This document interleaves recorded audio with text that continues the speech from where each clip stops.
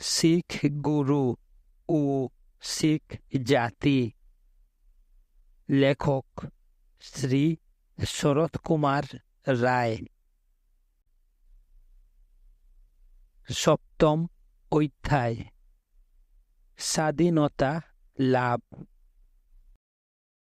বিচ্ছিন্ন ও পলাতক শিখগণ প্রায় 20 বছর কাল লোকচক্ষুর অন্তরালে পাহাড়ে জঙ্গলে বাস করিতে লাগিল। তাহারা কিয়ৎকালের জন্য নির্বীর্য হইয়া পড়িলেও সাম্প্রদায়িক নিষ্ঠা ও ধর্ম হইতে ভ্রষ্ট হইল না।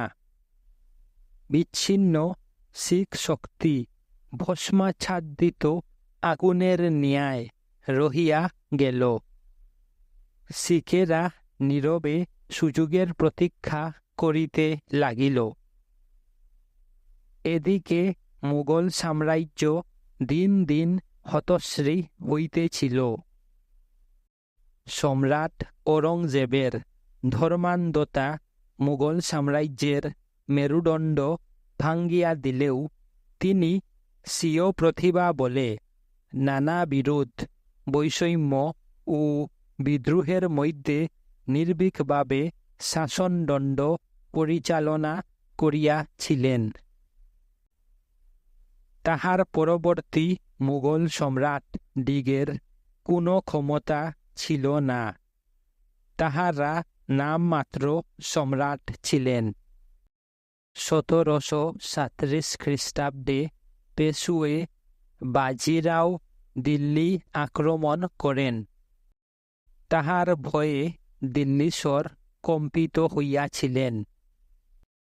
অল্প কয়েক বৎসর মধ্যে লখনৌ, হায়দ্রাবাদ ও বঙ্গদেশে শক্তিশালী মুসলমান নায়কেরা স্বাধীন রাজ্য স্থাপন করেন। রোহিলখণ্ডের আফগানেরা এবং ভারতপুরের জেঠেরাও সদর্পে মাথা তুলিয়া উঠিল। পারস্যের বিজয়ী নায়কেরা দিল্লী নগরে অপরিমিত ধনরত্ন লুণ্ঠন করিয়া স্বদেশকে সমৃদ্ধ করিয়া তুলিতেছিলেন। মুঘল রাজশক্তি ক্রমে ক্রমে সংকুচিত হইয়া বিলুপ্তপ্রায় হইল। ভারতবর্ষের উক্ত রূপ অবস্থা শিখদের অভ্যুত্থানের পক্ষে অনুকূল হইয়া দাঁড়াইল। আবদুল সম্মদ খাঁ ও তাহার হীনবল বংশধরগণের শাসনকালে শিখেরা শান্তভাবে আপনাদের পল্লীগুলিতে নিরাপদে বাস করিতেছিল। কেহ কেহ অরণ্যে বাস করিয়া দস্যুবৃত্তি করিত। শিখদের এই সময়কার অবস্থা শোচনীয় হইলেও তাহারা গুরু নানকের মধুর ধর্মকথা, গুরু গোবিন্দ সিংহের উত্তেজনাপূর্ণ উপদেশ ও উদারতা বিস্মৃত হয় নাই। তাহাদের উপদেশগুলি সাধারণের মনে মুদ্রিত হইয়া গিয়াছিল। কৃষক ও শিল্পীগণ গোপনে ধর্ম আলোচনা করিত।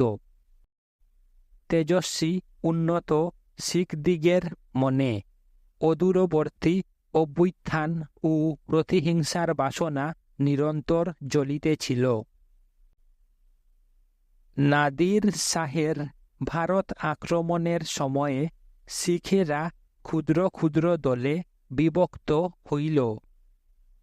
তখন তাহারা বিজয়ী পারসিক সৈন্যদিগের লুণ্ঠিত ধন এবং নগরবাসী ধনবানদিগের অর্থ সম্পত্তি লুণ্ঠন করিত।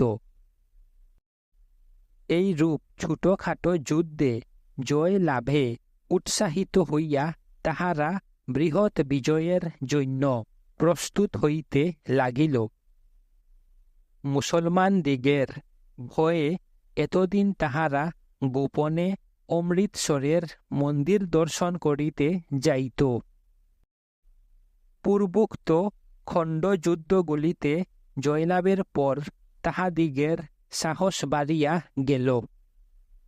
এই সময় হইতে শিখেরা প্রকাশ্যে দ্রুতগতি অশ্বারোহণে মন্দির পূজা অর্চনা করিতে যাইত। কেহ কেহ ধৃত হইয়া নিহতও হইত, কিন্তু মৃত্যু ভয়ে শিখদিগকে মন্দির গমনে বাধা দিতে পারে নাই। জিকারিয়া খাঁয়ের জ্যেষ্ঠ পুত্র খাঁ জাহান এই সময় পঞ্চনদ প্রদেশের শাসনকর্তা ছিলেন। একদল শিখ ইরাবতী নদীর তীরে দুল্লেওয়াল নামক স্থানে এক দুর্গ নির্মাণ করিয়া নিকটবর্তী স্থানগুলি হইতে কর আদায় করিতে আরম্ভ করিল। লাহুরের শাসনকর্তার সৈন্যেরা উক্ত শিখদিগকে আক্রমণ করিয়া পরাজিত হইল। যুদ্ধে সেনাপতি নিহত হইলেন। মুসলমান পক্ষ হইতে দ্বিতীয় একদল সৈন্য প্রেরিত হইল। এবার শিখেরা পরাজিত হইল। মুসলমান শাসনকর্তা অতি নিষ্ঠুর প্রকৃতির লোক ছিলেন। পরাজিত শিখদিগকে সমূলে ধ্বংস করিবার নিমিত্ত তিনি কয়েকটি নৃশংস আদেশ প্রচার করিয়াছিলেন। তাহার শাসনাধীন প্রদেশের অধিকাংশ শিখ ধৃত হইয়া বন্দীরূপে লাহুরে আনিত হইল। নগরের যে অংশে এই স্বাধীনতা পিপাসু শিখদিগকে হত্যা করা হইয়াছিল, সে স্থান তদবধি প্লেস অফ মার্টার্স অর্থাৎ শহীদগঞ্জ নামে খ্যাত হইয়াছে। অন্যান্যের সঙ্গে গুরু গোবিন্দ সিংহের প্রসিদ্ধ ভক্ত শিষ্য তরু সিং বন্দী হইয়াছিলেন। ধর্মের প্রতি তাহার প্রগাঢ় অনুরাগ ছিল। তিনি এমন আধ্যাত্মিক বললাভ করিয়াছিলেন যে কোনো পার্থিব অত্যাচার এই ধর্মবীরকে সত্যের পথ হইতে রেখামাত্র বিচ্যুত করিতে পারিত না। এই শিখ বীর প্রথমে ইসলাম ধর্ম গ্রহণ করিয়া জীবন বাঁচাইতে অনুরুদ্ধ হইলেন। বীর বর তরু সিং কোনো ক্রমেই তার ধর্মমত পরিবর্তন করিতে সম্মত হইলেন না। ক্রুদ্ধ হইয়া তখন শাসনকর্তা বলিলেন, তরু সিং সত্তর শিখ ধর্ম ত্যাগ করিয়া ইসলাম ধর্ম গ্রহণ কর, নচেত তোমার বেনি কর্তন করা হইবে।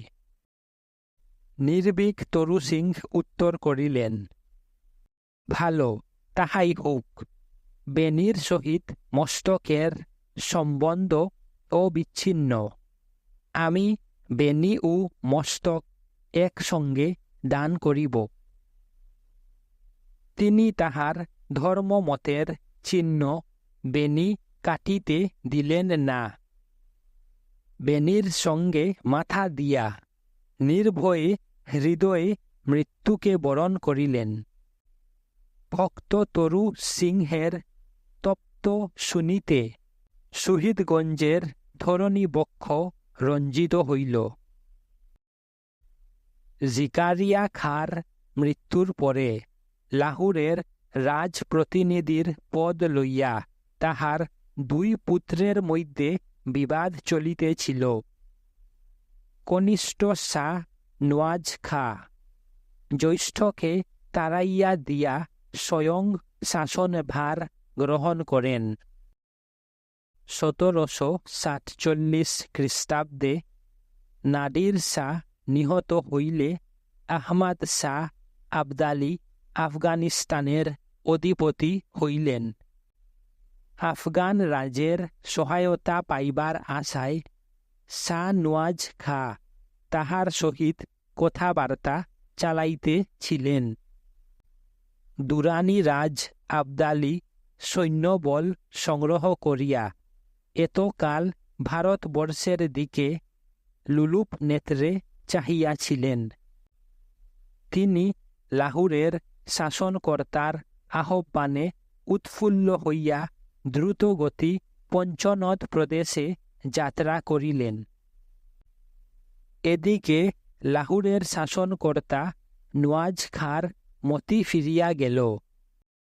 তিনি আবদালীকে মিত্রভাবে অভ্যর্থনা না করিয়া সিন্ধু তীরে তাহাকে সসৈন্যে আক্রমণ করেন।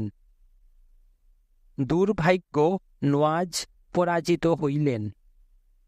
আবদালী পাঞ্জাব অধিকার করিলেন। সিরহিন্দ পর্যন্ত তিনি পলায়ন পর নওয়াজের অনুসরণ করিয়াছিলেন। এইখানে নামমাত্র মুঘল সম্রাটের উজিরের সহিত তাহার যুদ্ধ হয়। কয়েকটি খণ্ড ও একটি বৃহৎ যুদ্ধের পর আবদালী পলায়ন করিয়া স্বদেশে চলিলেন।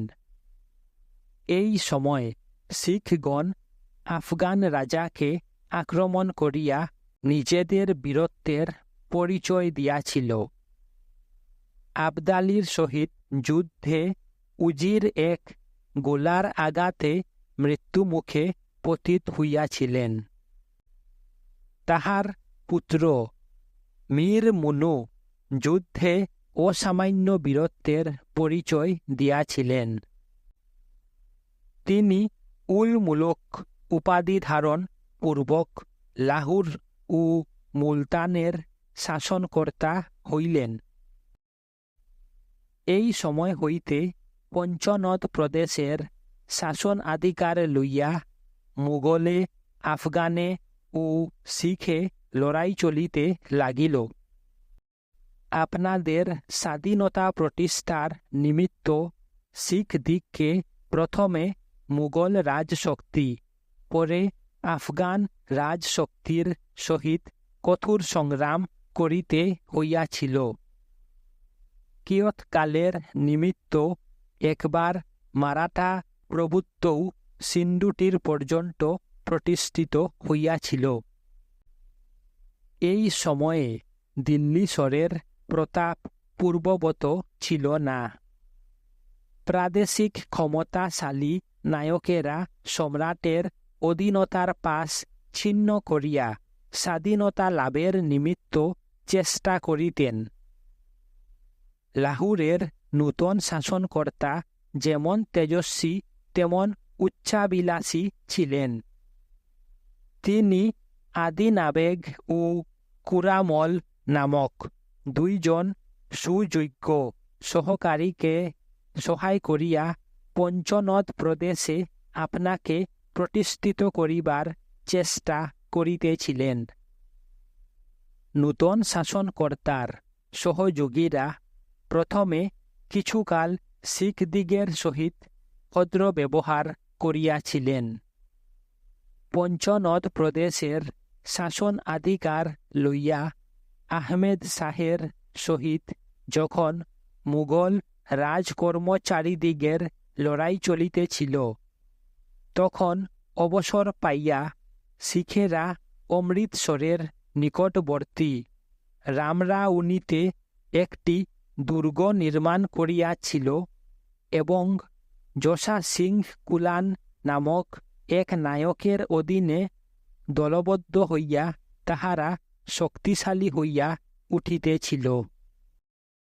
মন্য শিখদিগের এই অভ্যুত্থান দেখিয়া চিন্তিত হইলেন এবং তাহাদের শক্তি খর্ব করিবার মানসে রামরাউনি দুর্গ আক্রমণ করিলেন। শিখেরা পরাজিত হইয়া ইতস্তত বিক্ষিপ্ত হইয়া পড়িল। বিজিত প্রদেশে যখন তিনি শান্তি সংস্থাপনের চেষ্টা করিতেছিলেন, তখন সহসা আফগানেরা দ্বিতীয়বার ভারতবর্ষ আক্রমণ করিল। এক খণ্ডযুদ্ধে তিনি আফগান রাজাকে পরাস্ত করিয়া পঞ্চনদ প্রদেশে প্রভুত্ব স্থাপনের চেষ্টা করেন, কিন্তু অবশেষে আফগান রাজ কর্তৃক পরাভূত হইয়া তাহার আনুগত্য স্বীকার করেন। লাহোরের মুসলমান শাসনকর্তার সহিত আফগান রাজের যখন উল্লিখিত রূপ সংগ্রাম চলিতেছিল, তখন শিখেরা আস্তে আস্তে বল সঞ্চয় করিয়া আবার শক্তিশালী হইয়া উঠিতে লাগিল। দেশের শাসন শৈথিল্য তাহাদের স্বাধীনতা লাভের অনুকূলে কার্য করিতেছিল। দুরানি রাজের স্বদেশে প্রত্যাগমনের অল্পদিন পরে উচ্চাভিলাষী মন্নু মৃত্যুমুখে পতিত হইলেন। তাহার জীবদ্দশায় আদিনাবেগ পঞ্চনদ প্রদেশে আপনাকে প্রতিষ্ঠিত করিবার নিমিত্ত স্বাধীনতার জন্য চেষ্টা করিতেছিলেন। মাথুয়াল উৎসবের সময় তিনি একবার উৎসবমত্ত শিখদিগকে এক যুদ্ধে পরাস্ত করিয়াছিলেন। শত্রুভাবে শিখদিগকে পরাজিত করা তাহার পক্ষে সাধ্যাতীত হইবে মনে করিয়া তিনি পরিশেষে তাহাদের সহিত মিত্রতা স্থাপনের চেষ্টা করিতেছিলেন। এই সময়ে অমৃতসর ও তাহার নিকটবর্তী গিরি প্রদেশ পর্যন্ত শিখদিগের আধিপত্য প্রতিষ্ঠিত হইয়াছিল। মীর মন্নুর মৃত্যুর পর পাঞ্জাবের শাসনাধিকার লইয়া কিছুকাল গোল যুগ চলিয়াছিল। মন্নুর বীর পত্নী কিছুদিন আপনার শিশুপুত্রের নামে শাসনদণ্ড চালাইয়াছিলেন, কিন্তু তিনি তাহার ক্ষমতা অক্ষুণ্ণ রাখিতে পারিলেন না। ক্রমে পাঞ্জাব আদিনাবেগের হস্তগত হইল। আহমেদ শাহ আবদালী সহজে ছাড়িবার পাত্র নহেন। তিনি পাঞ্জাব স্বীয় অধিকারে রাখিবার নিমিত্ত 1755 খ্রিস্টাব্দে সসৈন্যে উপনীত হইলেন। তাহার শিশুপুত্র তাইমুর জেহান খাঁ নামক এক সর্দারের অধীনে পঞ্চনদ প্রদেশের শাসনকর্তা নিযুক্ত হইলেন। নাজিবউদ্দৌলা আফগান রাজের প্রতিনিধিরূপে দিল্লীশ্বরের দরবারে রহিলেন। নতুন শাসনকর্তা সর্বপ্রথমে শিখ শক্তির উচ্ছেদ সাধন ও আদিনাবেগকে দলনের নিমিত্ত চেষ্টিত হইলেন। সূত্রধর জোশা নামক এক শিখ নায়ক রাম রাওনি দুর্গ অধিকার করিয়া তথায় শক্তিশালী হইয়া উঠিয়াছিলেন। আফগান শাসনকর্তা উক্ত দুর্গ আক্রমণ করিয়া ধ্বংস করিয়া ফেলিলেন। শিখেরা বিচ্ছিন্ন হইয়া পড়িল। আফগানদের দুর্দণ্ড প্রতাপ দেখিয়া অদিনাবেগ ভীত হইয়া পার্বত্য প্রদেশে পলায়ন করিলেন। তিনি তথায় থাকিয়া আফগান শাসনকর্তার বিরুদ্ধে শিখদিগকে উত্তেজিত করিতে লাগিলেন। সর্বত্রই শিখেরা জাগিয়া উঠিতেছিল। নবধর্ম বলি বীর্যবান শিখেরা আবার লাহোরে সমবেত হইল। নূতন শাসনকর্তার সমস্ত চেষ্টা ব্যর্থ করিয়া শিখেরা লাহোর নগরে আপনাদের আধিপত্য প্রতিষ্ঠিত করিল। শিখ নায়ক জোশা সিংহের অধীনে বহু সংখ্যক সৈন্য মিলিত হইল। মুঘলদের টাকসালে তিনি খালসা সম্প্রদায়ের নামে টাকা ছাপাইতে আরম্ভ করিলেন। আদিনাবেগ শিখদিগের সহায়তা লাভের চেষ্টা করিয়া বিফল মনোরথ হইলেন। রাজ্য লাভের দূর আশা তাহাকে উন্মত্ত করিয়াছিল। তিনি এ সময়ে শক্তিশালী মারাঠাদিগের সাহায্যপ্রার্থী হইলেন। ওদিকে দিল্লিতে দুরানি রাজের প্রতিনিধি সম্রাটের শক্তি খর্ব করিয়া স্বয়ং যথেচ্ছভাবে শাসনদণ্ড চালনা করিতেছিলেন। প্রতিনিধি নাজিব-উদ-দৌলার দর্প চূর্ণ করিবার নিমিত্ত দিল্লীশ্বরের মন্ত্রী গাজী-উদ্দিন মারাঠাদিগকে আহ্বান করিয়াছিলেন। মারাঠা সেনা দিল্লী চাহিয়া ফেলিল। নাজিব-উদ-দৌলা পলায়ন করিয়া প্রাণ রক্ষা করিলেন। দিল্লী অধিকার করিয়া মারাঠা সর্দার রাঘুবা সসৈন্যে আদিনা বেগকে সাহায্য করিবার নিমিত্ত পঞ্চনদ প্রদেশে চলিলেন। আদিনা একদল শিখ সহ মারাঠাদের সহিত মিলিত হইল। এই সম্মিলিত সৈন্যদলের পরাক্রমে আবদালীর নিযুক্ত সিরহিন্দের শাসনকর্তা বিতাড়িত হইলেন। লুণ্ঠনলব্ধ দ্রব্য বিভাগ লইয়া শিখে ও মারাঠায় বিরোধ উপস্থিত হইয়াছিল। বিবাদে মারাঠারা জয়ী হইল। শিখেরা লাহোর ছাড়িয়া পলায়ন করিল। মুলতান, আটক ও লাহোর মারাঠাদের হস্তগত হইল। পরাজিত আফগানেরা আপনাদের কতকগুলি শিবির তুলিয়া লইল। মারাঠাদের অনুগ্রহে আদিনা বেগ নামমাত্রে পঞ্চনদ প্রদেশের শাসনকর্তা হইলেন। উচ্চাভিলাষী আদিনা আপনাকে সর্বময় কর্তা করিবার নিমিত্ত চেষ্টা করিতে লাগিলেন। কিন্তু তাহার আশা পূর্ণ হইল না। অল্পদিন মধ্যে 1758 খ্রিস্টাব্দের শেষ ভাগে তিনি ইহলোক ত্যাগ করিলেন। আদিনার মৃত্যুতে সমগ্র পাঞ্জাব মারাঠাদের শাসনাধীন হইল। এই সময় প্রায় সমস্ত ভারতবর্ষে মারাঠা শক্তি প্রতিষ্ঠিত হইয়াছিল। গাজী-উদ্দিনের সহিত মিলিত হইয়া তাহারা অযোধ্যা বিজয়ের ও উত্তর ভারত হইতে রহিলা দিগকে তাড়াইবার আয়োজন করিতেছিল।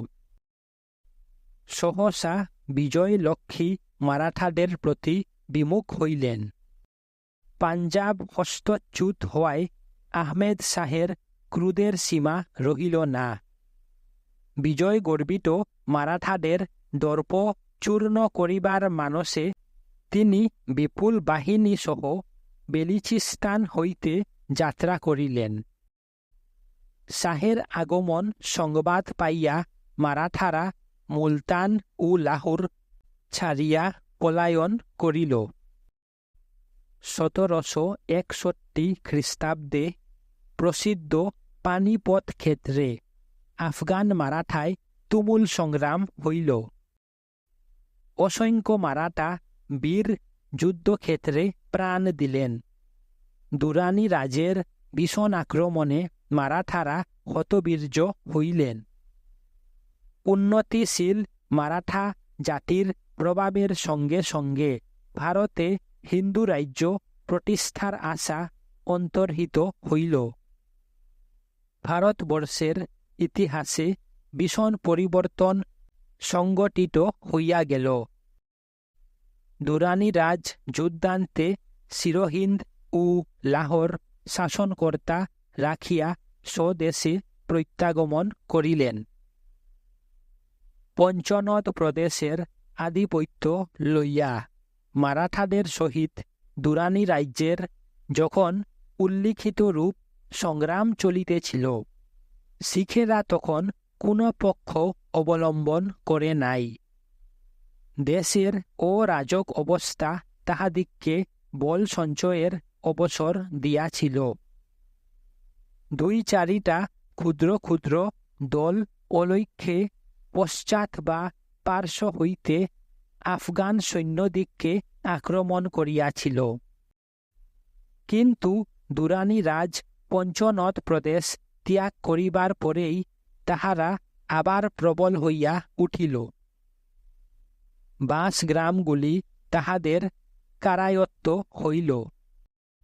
অধিকন্তু আত্মরক্ষার নিমিত্ত তাহারা স্থানে স্থানে নূতন নূতন দুর্গ নির্মাণ করিতে লাগিল।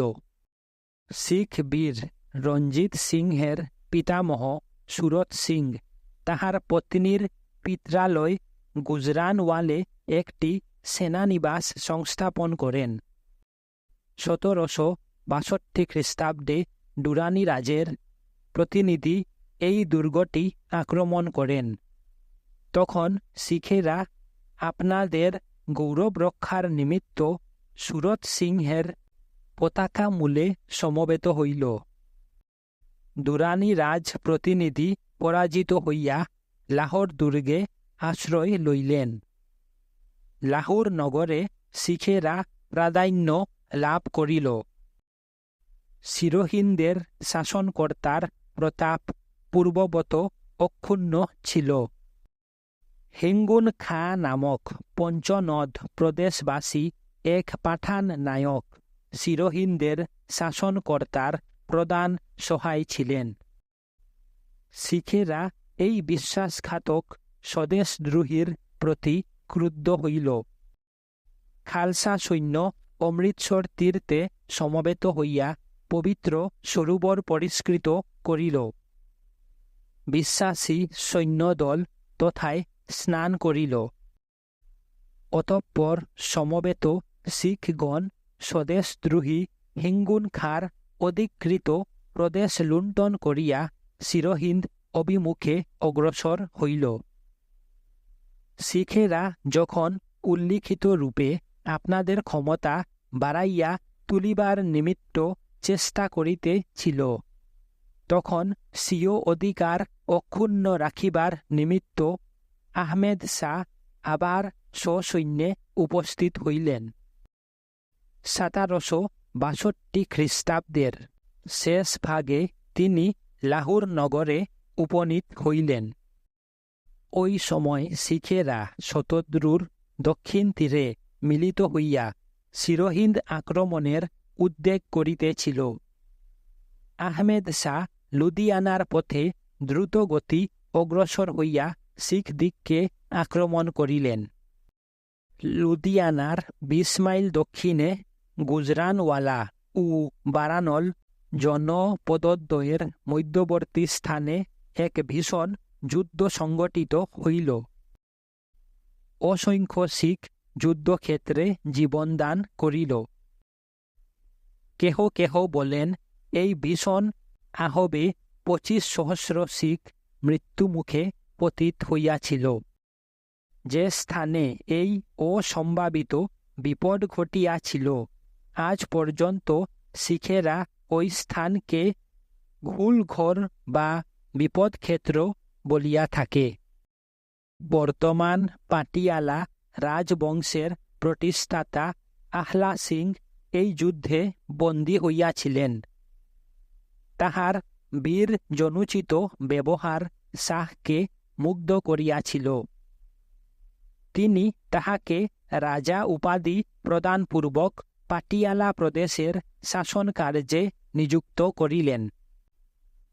কেহ কেহ মনে করেন, মালব ও মঞ্চ শিখদিগের মধ্যে বিরোধ বাড়াইয়া তুলিবার নিমিত্ত শাহ বন্দির প্রতি অনুকম্পা দেখাইয়াছিলেন এবং কাবুলিমল নামক একজন শিখকে লাহোরের শাসনকর্তা নিযুক্ত করেন। তখন সহসা কান্দাহারে বিদ্রোহ উপস্থিত হওয়ায় তিনি স্বদেশে প্রত্যাগমন করিলেন। ধর্মপ্রাণ শিখদের প্রাণে অনাবশ্যক বেদনা প্রদান ও স্বীয় জঘন্য প্রতিহিংসাবৃত্তি চরিতার্থ করিবার নিমিত্ত স্বদেশ গমনের পূর্বে তিনি অমৃতসরের পবিত্র মন্দির ধ্বংস ও সরোবর গুরুত্বে রঞ্জিত করেন। আশ্চর্যের বিষয় এই যে এত বড় পরাভবেও শিখেরা হতোদ্যম হইল না। তাহাদের শক্তি দিন দিন বাড়িতে লাগিল। ভাবি গৌরব লাভের আশায় তাহাদের মন উৎসাহে উৎফুল্ল থাকিত। তাহাদের দলপতিরা শত্রু নিপীড়ন ও স্বাধীনতা প্রতিষ্ঠার নিমিত্ত বদ্ধপরিকর হইলেন। আহমেদ শাহের স্বদেশে প্রত্যাবর্তনের অল্পদিন পরেই শিখেরা কুমুরের পাঠান উপনিবেশ আক্রমণ করিল। উক্ত নগর লুণ্ঠিত ও বিধ্বস্ত হইল। তথা হইতে শিখেরা মালের কুটলায় গমন করিয়া তাহাদের পূর্বতন শত্রু হিঙ্গুন খাঁকে আক্রমণ করিল। হিঙ্গুন পরাজিত ও নিহত হইলেন। অতঃপর বিজয়ী শিখ সৈন্য সিরহিন্দ অধিকার করিতে চলিল। শাসনকর্তা জাহেন খাঁ যুদ্ধার্ত সম্মুখীন হইলেন। উক্ত অসহায় শাসনকর্তা প্রায় 40,000 শিখ সৈন্যের বিরুদ্ধে দণ্ডায়মান হইয়াছিলেন। 1763 খ্রিস্টাব্দে যুদ্ধক্ষেত্রে তিনি নিহত হইলেন। শতদ্রু হইতে যমুনা পর্যন্ত ভূভাগ বিজয়ী শিখ সৈন্যদিগের শাসনাধীন হইল। এই রূপ কিংবদন্তি আছে যে যুদ্ধান্তে বিজয়ী শিখগণ আপন আপন অধিকার ঘোষণার নিমিত্ত অশ্বারোহণে গ্রামে গ্রামে উশিস গাত্রবস্ত্র কামরবন্ধ তরবারি প্রভৃতি ছাড়াইয়াছিল। এইবারে শিখেরা সিরহিন্দ নগর সম্পূর্ণরূপ ধ্বংস করিয়াছিল। গোবিন্দ সিংহের পুত্রদ্বয় যে প্রাচীরে জীবন্ত সমাহিত হইয়াছিল, বিজয়ী শিখেরা সেই প্রাচীর ভাঙ্গিয়া ফেলিল। বিজয়ে উন্মত্ত শিখেরা যমুনা পার হইয়া সাহারনপুরে গমন করিল। নাজিবুদ্দৌলা এই সময়ে জাট নায়ক সুরজমলের সহিত সংগ্রামে প্রবৃত্ত ছিলেন। শিখদের পরাক্রমে চিন্তিত হইয়া তিনি স্বীয় রাজ্যে ফিরিয়া আসিলেন। তিনি কৌশলে কিছুকালের জন্য শিখদিগকে থামাইয়া রাখিলেন। আহমেদ শাহ আবদালী সহজে ছাড়িবার পাত্র ছিলেন না। তিনি স্বীয় শাসনকর্তার মৃত্যু সংবাদে ক্রুদ্ধ হইয়া আবার পঞ্চনত প্রদেশে আসিয়া উপনীত হইলেন। কিন্তু এবারে শিখদিগের বর্ধিত প্রতাপ দর্শনে তিনি বিস্মিত হইলেন। যুদ্ধক্ষেত্রে জয়লাভের কোনো সম্ভাবনা নাই বুঝিতে পারিয়া তিনি কৌশলে স্বীয় অধিকার রক্ষায় চেষ্টা করিলেন। আহমেদ শাহ পাতিয়ালার সর্দার আল্লাহ সিংকে তাহার প্রতিনিধি নির্বাচন করিলেন এবং লাহোর ও রোটাস নগরে সৈন্য রাখিয়া কাবুলের বিদ্রোহ দমন করিতে চলিলেন। প্রস্থান সময়ে শিখেরা পশ্চাৎভাগ হইতে শাহের সৈন্যদের উপর পতিত হইয়া তাহাদিগকে ভীষণ তাড়া দিয়াছিল।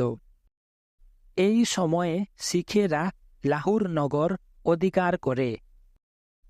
3 জন শিখ নায়ক যুক্তভাবে নগরের শাসনকার্যে পরিচালনা করিতেছিলেন। শতদ্রু হইতে যমুনা পর্যন্ত সমস্ত ভূভাগ শিখদের শাসনাধীন হইল। অমৃতসর নগরে শিখদের জনসাধারণ সভার এক অধিবেশন হইল। এই সভা পঞ্চনত প্রদেশে খালসা সম্প্রদায়ের একাধিপত্য ঘোষণা করিল। বিজয় গৌরব সাধারণে প্রচার করিবার নিমিত্ত খালসা সম্প্রদায় নূতন মুদ্রার প্রবর্তন করিল। ওই মুদ্রার উপর লিখিত হইয়াছিল যে গুরু গোবিন্দ সিং নানকের নিকট হইতে ডেগ, টেগ ও ফতে অর্থাৎ দানশীলতা, সূর্য ও জয় গৌরব লাভ করিয়াছেন। এই সময়ে 2 বৎসরের জন্য শিখেরা বৈদেশিক শত্রু কর্তৃক আক্রান্ত হয় নাই।